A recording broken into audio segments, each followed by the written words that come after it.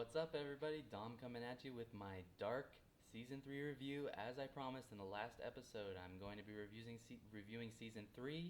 And let me just preface everything 10 seconds into this video. I want to say this video contains spoilers. Spoiler alert. I don't know if I'm going to put a graphic up or not, but spoilers, I'm definitely going to put it in the title. You want to go in this show fresh, not knowing anything. I guarantee you're going to be rewarded. So, spoiler alert now for all the way to the series finale. Um, so we decided to drop this video on Friday because it took me a little longer than I normally do to binge the show, but that's okay. So me and Ryan decided to drop videos, our TV reviews on Friday. Gives us a whole week. Usually shows drop on a Friday. Ryan will be dropping his Umbrella Academy video review shortly. That season 2 comes out July 31st, and he'll be doing that. Maybe I'll catch up and watch it with him, and we'll do it together. We'll see what happens. But yeah, so this is my season 3 review of Dark. Go check out the Netflix original series episode of Top of the List if you want to know my thoughts on a few other Netflix shows that I adore. A couple on there that are absolutely incredible, so definitely recommend that. But let me get started with a quick recap of what my scores were for seasons 1 and 2. So I gave season 1 of Dark a 9 out of 10.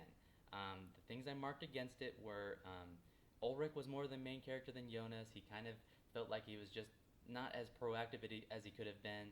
Everything was kind of controlling, and which is part of the show, so that's why I don't mark it down that much. But another thing that I had kind of two issues. I marked them each down a half point.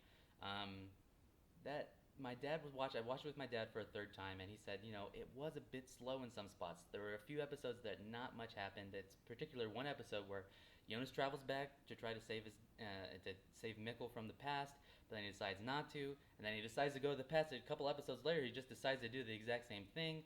So it's kind of like just a big turn, and it didn't feel that great. I think they fixed it in seasons 2 and 3. They made Jonas more proactive.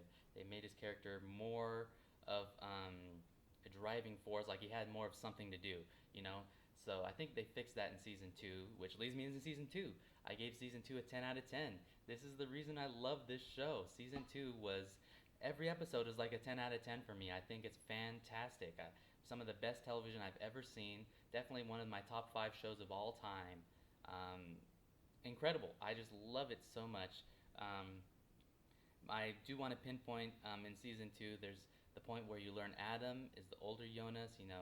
Um, the young Jonas travels back to 1921, and we get that amazing reveal. There's no music, the single tear running down the young Jonas's face.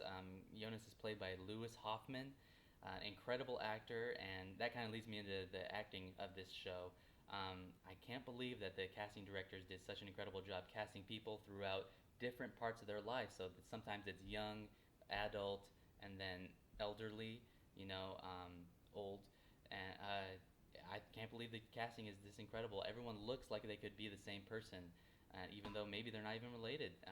So I thought that was really incredible work in this show. And season 2 is really the high point of the show for me, I think, which leads me into season 3. I'm going to give it a 9.5 out of 10. It's better than season 1, just a little shy of season 2 because the mystery of season 2 was so incredible. But I think season 3 wraps up the show in a way that I thought was perfect. The finale for the show did everything I wanted it to. We get to see them go to the origin world. There's a third world, the Triketra, as they have been mentioning since all the way back in season 1. There's the original world, there's the alternate world, and then there's the origin world, which is where everything started, where Tannhaus created time travel. He created a rift that created Jonas and Martha's worlds. They weren't supposed to exist in the first place, both of them. And the character arcs in this season are incredible. Once again, Jonas and the alternate Martha get incredible. I feel like the alternate Martha, that actress, Lisa Bricandry, I think is her last name. I don't have time to look it up right now, but she gets more to do than she ever has before.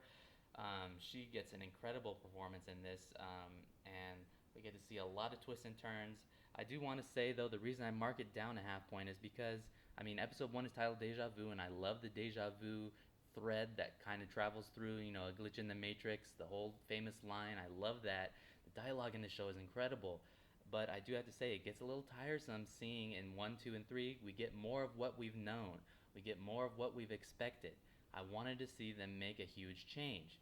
There is some changes in the point that in the alternate world, this is something I love about this first episode and that carries through into season three. You know, the staircases are mirrored.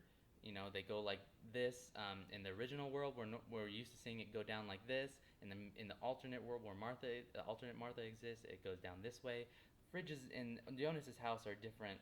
You know, everything is kind of a mirror image, and they've been hinting at that from the very first season, very first episode, with the title sequence of the mirrored street.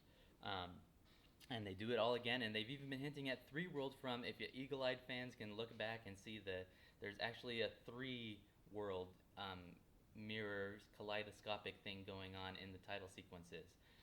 So I do have to say that those first three episodes, they were just more of what I come to expect. They answered very few questions, they filled in a few gaps, but they didn't give the full answer.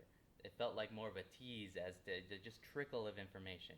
And then episode 4 and 5, 4, we get the answers we always been wanting to. What happened to Hannah when she went back to 1954?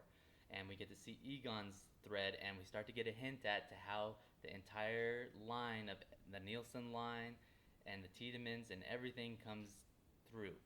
So we get a hint at that with Egon and Hannah getting pregnant in the past, and we get a little more fill-in of 1954. I think 1954 might be one of my favorite time points in the show because of just the set design is incredible, the costume design. Can't praise the directors and set designers enough. And then we get to episode 5, where we get a giant twist. My jaw was on the floor. I went, what? At the end of the episode, I thought it was so amazing.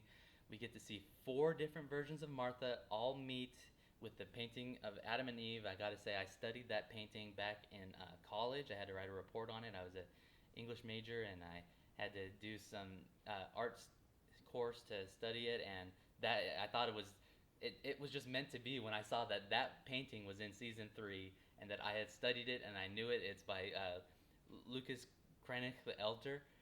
It's a German painting, and I studied German societies, and man, I thought that. I was like, man, this is destiny. This show is amazing. But anyway, so we get to see the 4 versions of Martha and Jonas, and Jonas dies. Martha, the young version of Martha with a cut on her face, kills Jonas, and I'm like, what? How could they kill the main character and still have Adam exist, and the Jonas stuck in 1888 still exist?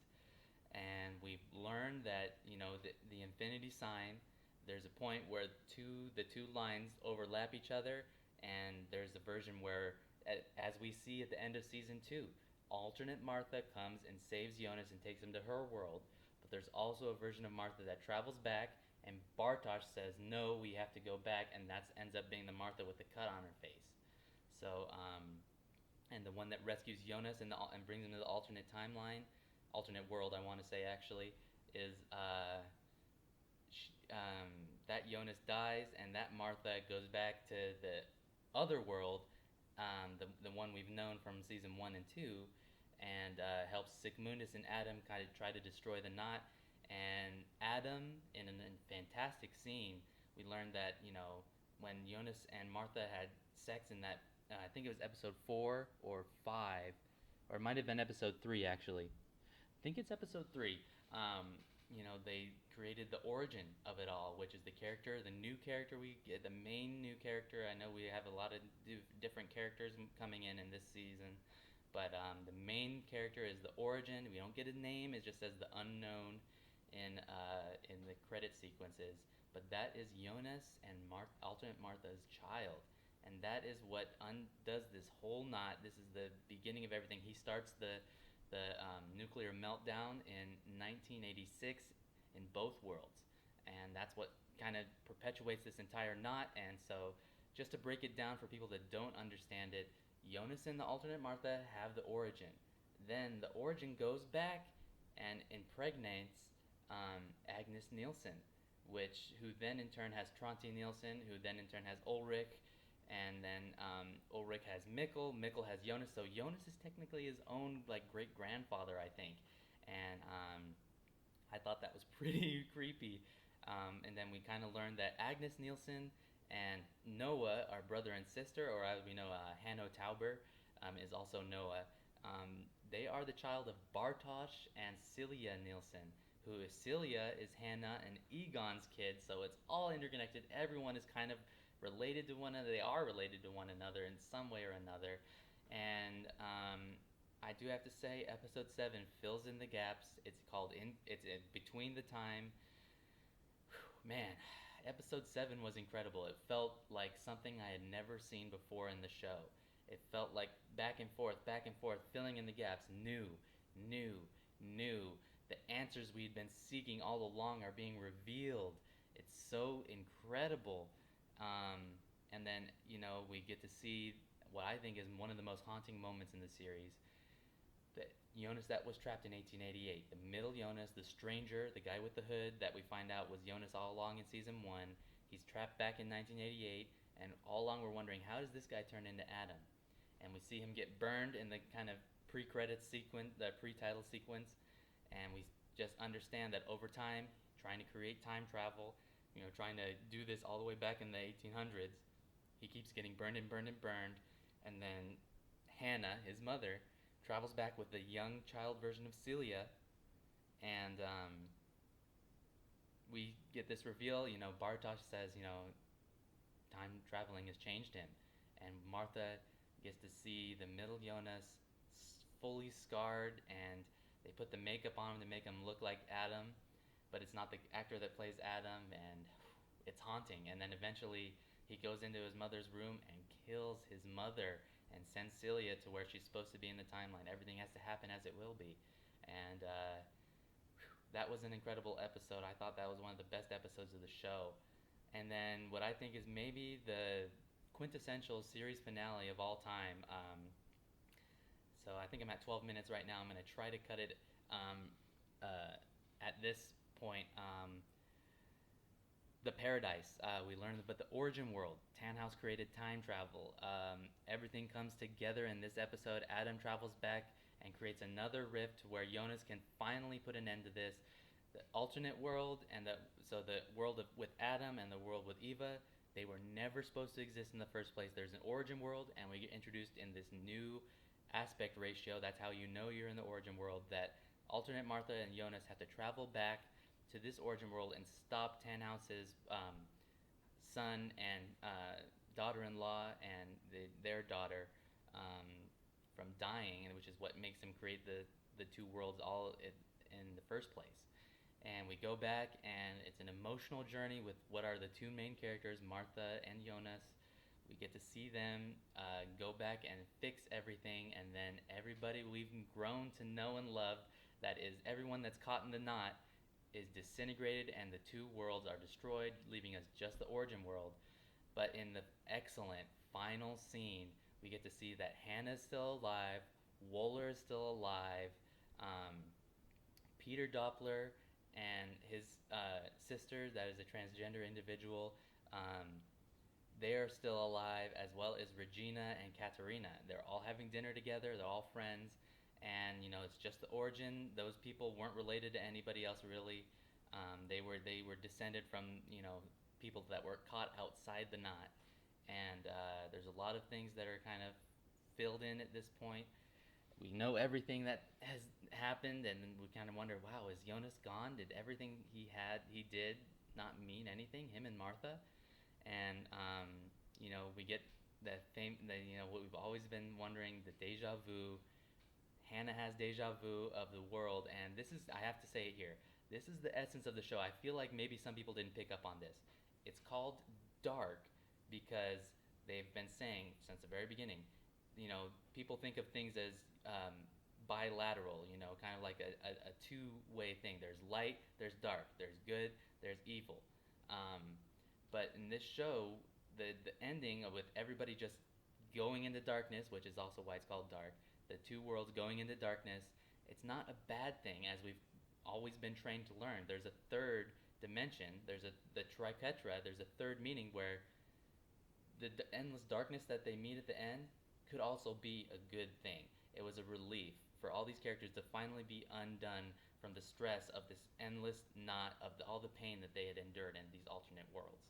And I thought that was a great message to leave on. And then, of course, They have you thought of a name yet? And she looks at the yellow raincoat that Hannah owns in the origin world, and she says, "I think Jonas is a beautiful name."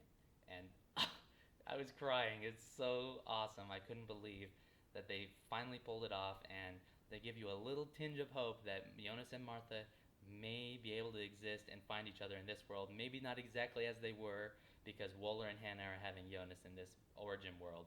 So, but maybe they will find a way, and Jonas will exist, and his memories will live on and will continue, and they can find. And the song that we've been hearing since the very beginning is a German song.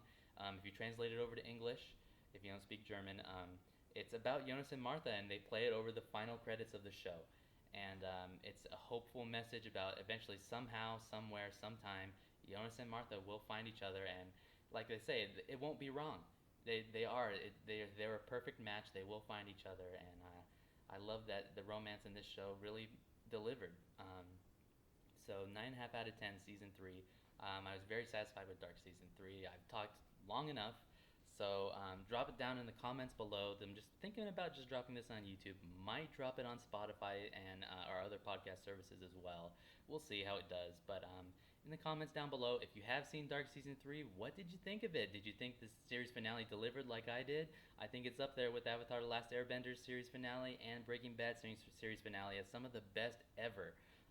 So with that said, I'll leave you guys for the next episode. We're going to be doing Taco Bell. We decided instead of Disney Pixar, so look forward to that on the next episode of Top of the List, where it'll be Ryan and I discussing Taco Bell. So without further anything else to say, yeah, like, comment, and subscribe. I'm rambling on at this point. I'll see you guys in the next episode. Later.